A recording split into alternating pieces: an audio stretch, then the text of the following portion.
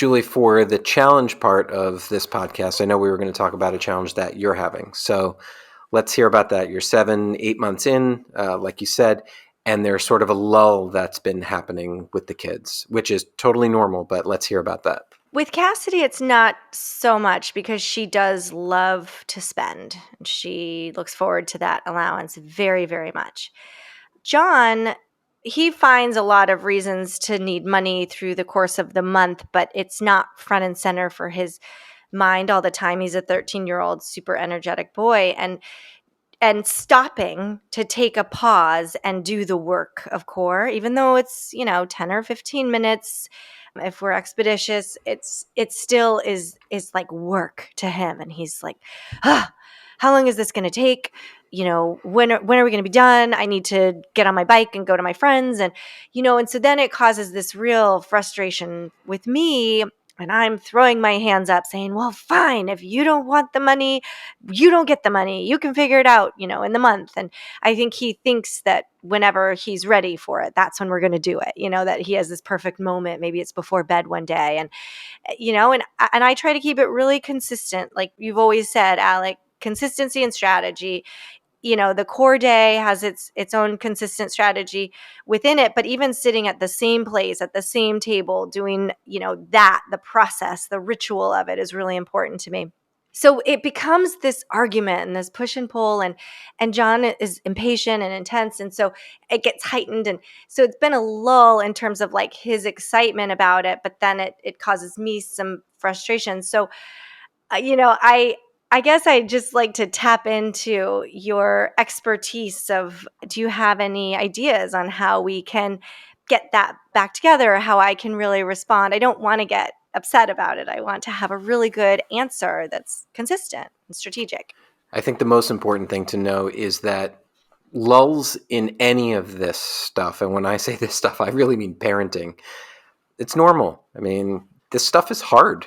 Parenting is not easy. I don't know about you, but my kids didn't come with a manual. I wish they did. That would have been so much easier. But they absolutely didn't. And if you think back to, I know that one of the analogies you've used in the past is that sometimes it's like potty training, right? Wait until you think they're ready, but then there's this struggle, this power struggle. And do you give them an M&M if they go, if they don't? It's like this whole thing. So the most important thing is to recognize that it is hard. Kids can be temperamental. But like with so many things that we do as parents, sometimes we have to give tough love. So I have definitely done that with my kids. In the beginning, I would say there were times where I was the person who directed it, right? I said, hey, we're going to do this today. We're sitting down and we made it happen. After a little while, and when I say a little while, it was actually after a couple of years, I started saying, you know what? You're the one who needs the spending money, and I don't want to badger you about it. I want to do it with you because I think it's important. One, I know there's things you want to buy. And two, I want to teach you. Teaching you is very important to me. So I put the onus upon them after a while, or I would remind them once and that was it. So what happened if we missed that? In the beginning, I would say we went more along the lines of, okay, well, you missed last COR day, so I'm going to pay you twice this time. And we tried that. But what I found was much more effective was, hey, we missed it, and Sunday is going to be a week that we're behind, and we have no plans. And I want you to understand, and I say to my kids, I say, listen, Grace, Eve, I'm telling you that I have no plans on Sunday. So it is up to you. If you want money this month, it's up to you to tell me, hey, Daddy, I'd like to do it. But what you can't do is, at night, like after dinner on this Sunday night, I'm done. I'm shut off. That's your opportunity, is before dinner anytime on Sunday. Or I will say, I am going here, or we're going here as a family. So your window is from, 10 a.m. until 2 p.m. If you forget, that's it. That money is gone. Period. End of story. And I held to that. That only had to happen really one or two times for them to really get it, because it's a long time to go a month without money. I don't care how old you are, to not buy anything, to not be able to, whether it's a frivolous purchase, whether it's, get your nails done or buy some candy or meet up with your friends, go to dinner, whatever it is.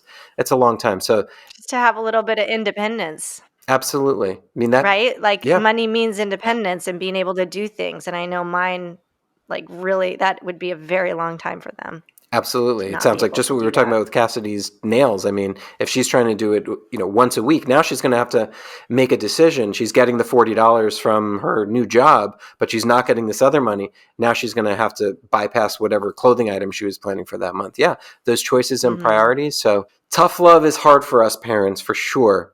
This is an opportunity to do it with money and have it really work well. Yeah, I think I just also need to like post it on a calendar. I don't do that, and they don't know what day it is, especially in the summertime. They have no clue, And so I think I'm doing something wrong by springing it on them. Like, okay, now it's time to do this because I'm ready. But Right. I also need to take accountability and say to them, hey, tomorrow's Sunday or tomorrow's Wednesday, whatever we're doing. And at this time, you need to be ready. And so I can also do better. Yeah, I mean, I agree. Look, we know from when they were toddlers, right? It was if you said, come, we're leaving, and they were playing with blocks, you'd get a tantrum. But if you said, hey, kids, we're leaving in 10 minutes, this is your 10-minute warning, and then you went in and said, hey, kids, this is your 2-minute warning, we're leaving, and then it was, okay, it's time to go, you got a completely different response. The exact same thing. Totally. Teen toddlers. Becoming a better parent as we speak, Alex. See, it's not just about teaching our kids about money. I'm learning how to be a better parent. No, We all are. I do feel like this program is helping me also grow in so many ways too. So it's very transformative.